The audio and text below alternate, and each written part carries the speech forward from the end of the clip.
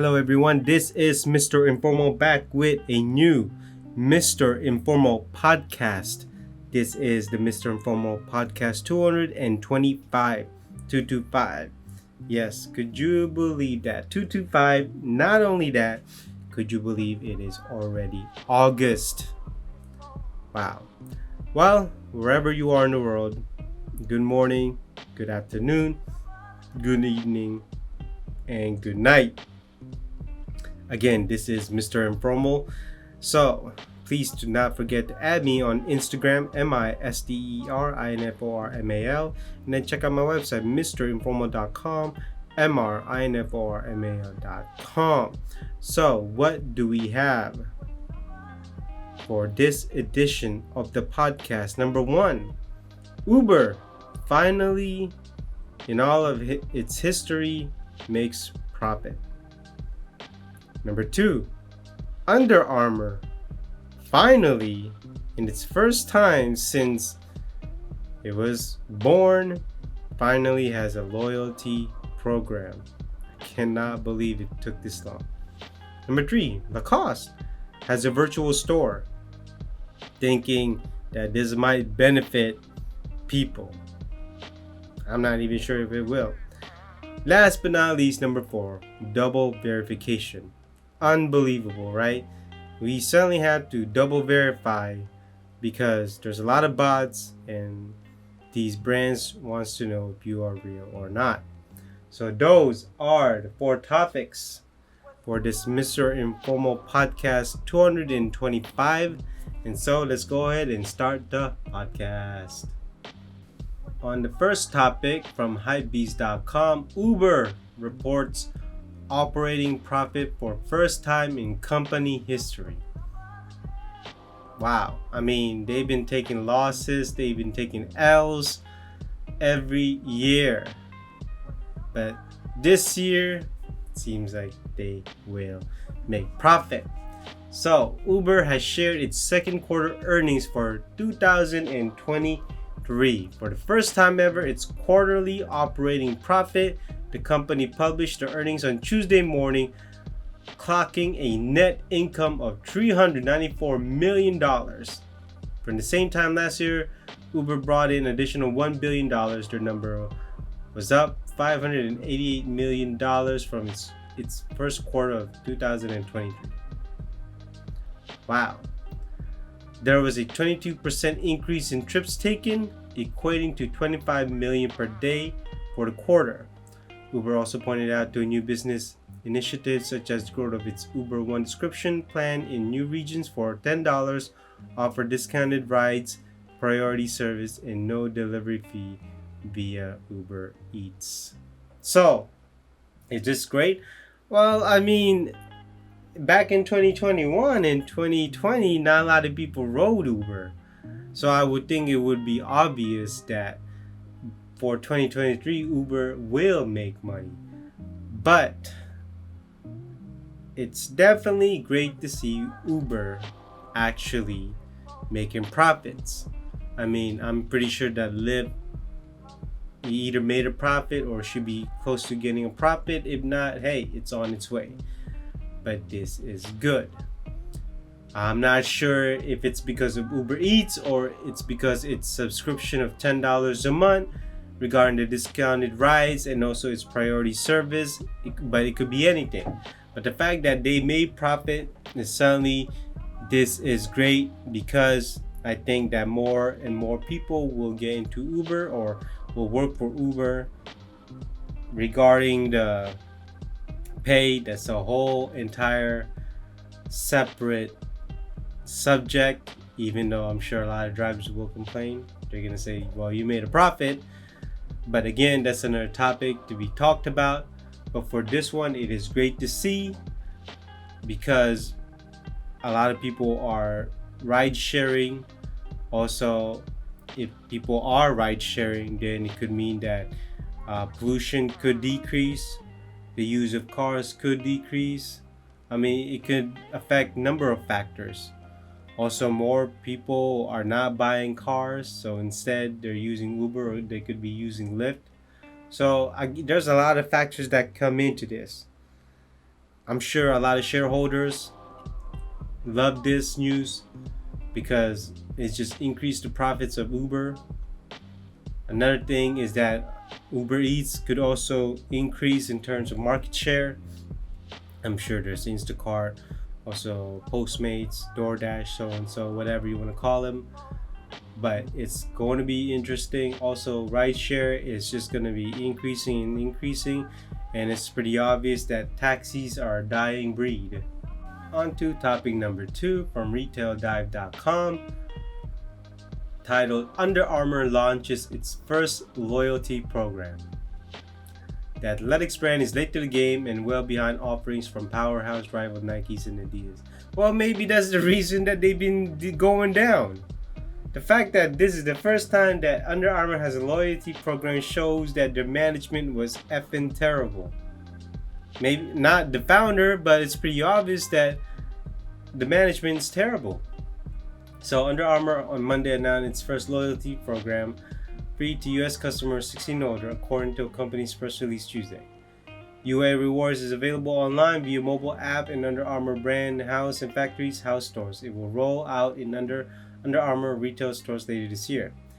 Members earn 5 points for each $1 spent. Then on the first purchase of their birthday of the month, they can earn points for completed challenges on the brand's fitness app. They're also privy to early success to new merchandise, special events, and exclusive videos featuring Under Armour athletes and fitness experts. Under Armour, which has been struggling to catch up with the powerhouse Nike and Adidas, is late to the loyalty game. Nike in particular offers a variety of programming for different customer segments, including holistic, wellness-focused, well-collective, and sneaker-friendly sneaker paths. I mean, I don't understand where Under Armour is making these decisions. Sure, you can get points, but what else? I mean, they talk about plans about special events, Armour athletes, so and so. But I mean, couldn't you just do everything from the start, just like Adidas and Nike does? Because you've been watching them for a long time. I would think you've learned your lessons or learning lessons from them of what to do and what not to do, what's working for them that could work for you. From Under Armour, our consumers are incredibly engaged with our brand, and UA Rewards will enable deeper connections, delivering the value and benefits they've been craving. I mean, that's all marketing talk. Leonard's arrived from Maria in February and in June shook up the company's C-suites and cut 50 corporate positions across several functions. Wells Fargo analyst Will Gartner and Ike Barucho that month said that Leonard's tenure so far has been positive. I mean, really? Look, I'm just basing this off on this is the first time out of all the years that Under Armour was born, they were gaining. I would have thought that they had members. I mean, I would think they would already have a loyalty program. But to show that this is the first time doing it, just to show that the management did not care about its consumer, all their care is about profits. It is absolutely ridiculous that this is just happening now. Look, I'll say this. I mean, it's better late than never. But I would think they will learn their lessons, take notes from the big two, and just do it right from the start. I mean, but this seems like it's going to take a long time to do it. Not only that, what happened to Under Armour's research and development? I mean, they haven't done anything that was noteworthy or even talked about since they first started or since they first signed Steph Curry of the Golden State Warriors basketball guard. Unbelievable. I mean, I would think that loyalty program should be great. But hey, I mean, I'm not sure if this is going to be successful. Hopefully it does. But from what it seems, that I don't think their CEO is that good. On to the third topic from retaildive.com, titled Lacoste latest virtual store doubles down on exclusive experiences for loyalty members, basically like a metaverse or a virtual store. In collaboration with virtual store developer Imperia, the brand is showcasing its summer collection on the platform. Lacoste announced another virtual store powered by Imperia, featuring its summer collection on Wednesday, according to Retail Dive. The store is accessible on the brand's website. Shoppers can view the fashion retailer's seasonal offerings of clothes, shoes, and accessories. A special room in virtual store showcases another collection exclusive Le Club Lacoste and members of its UNDW3 Lacoste Web3 community. Each physical item from exclusive collection also offers its digital twin in the virtual shopping experience. Upon scanning a QR code, shoppers can view garments from the exclusive collection through augmented reality tech. I don't understand. Why can't they just do this in the store, in the physical store? Every Lacoste physical store should have their collection. I just don't understand why I have to go to a virtual store.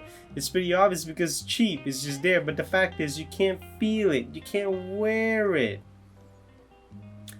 So, Lacoste is doing it again, this time with an emphasis on the summer season. Upon entering the virtual store, an elevator takes shoppers to product offerings on a pool deck setting overlooking a beach.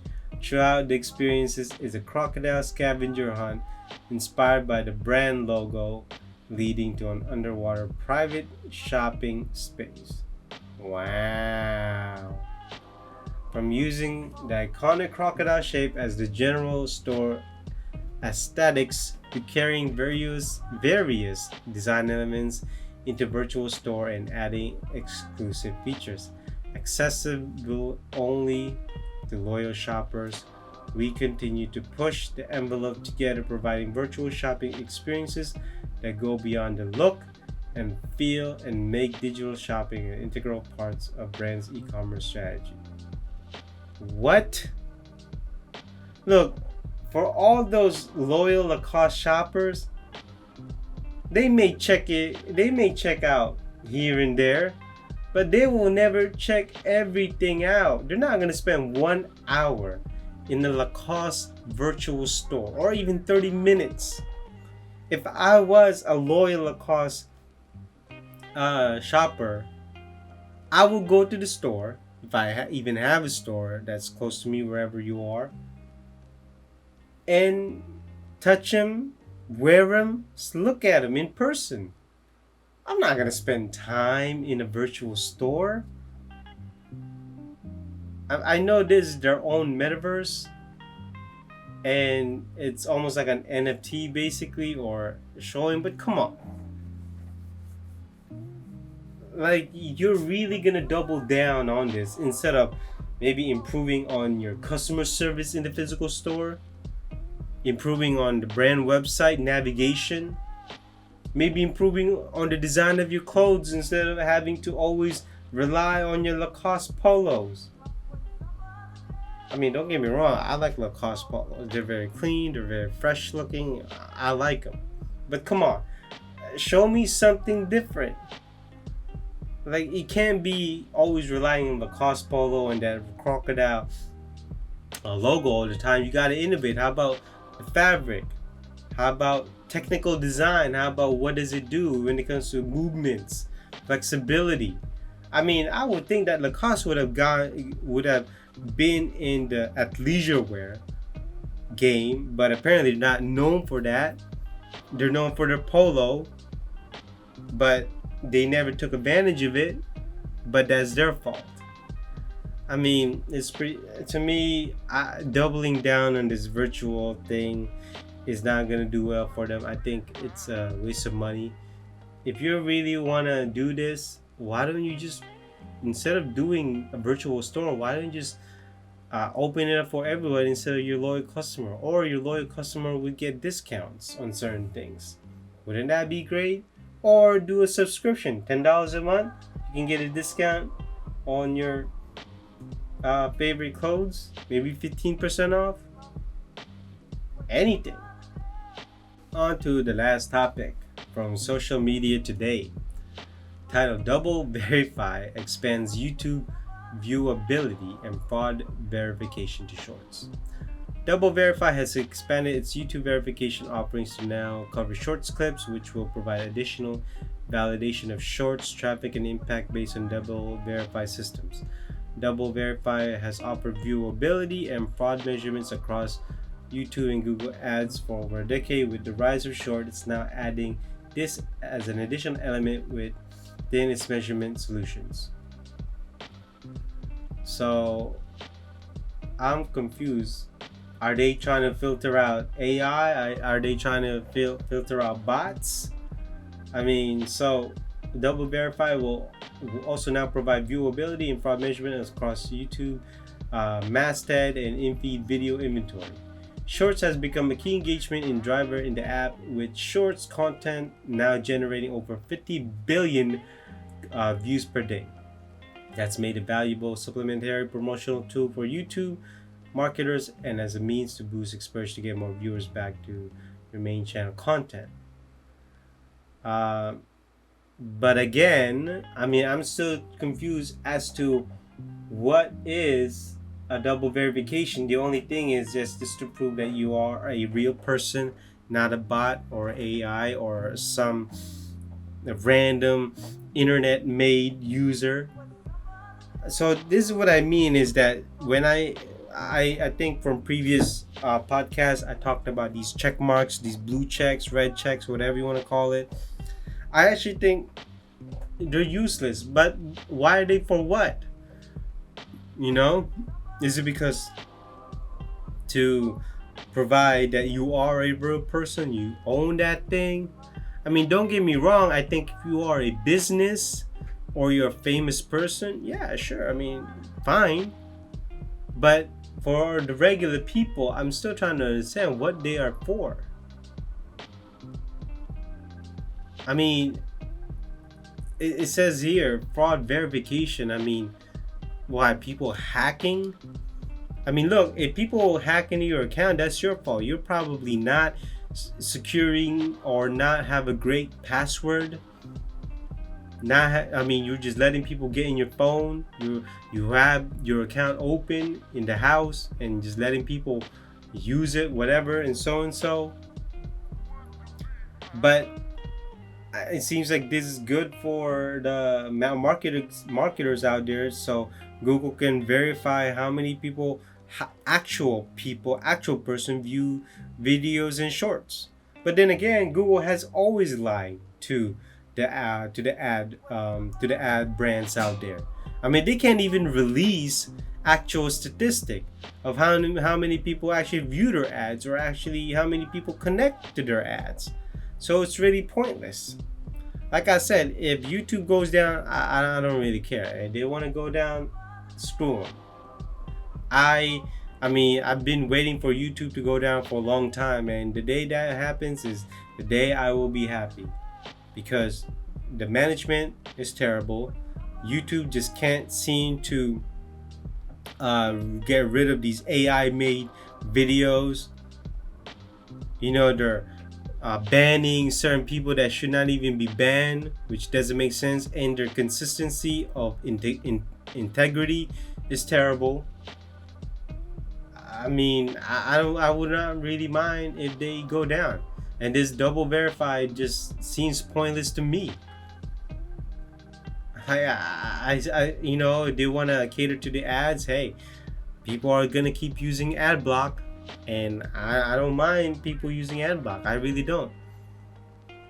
You know, it's just so hard these days. The internet is not even open these days. You can't even be anonymous in the internet anymore. And so that basically concludes this Mr. Informal podcast 225. I hope you listened to me from beginning to end, and if you did, I appreciate it. I am thankful. Please do not forget to add me on Instagram, MISTERINFORMAL, and then check out my website, mrinformal.com, MRINFORMAL.com. And so wherever you are in the world, I hope you are enjoying life. I hope you are healthy, and I hope you make the best of it. Certainly, good morning, good afternoon, good evening, and good night wherever you are in the world. And so I will see you in the next podcast. Bye bye.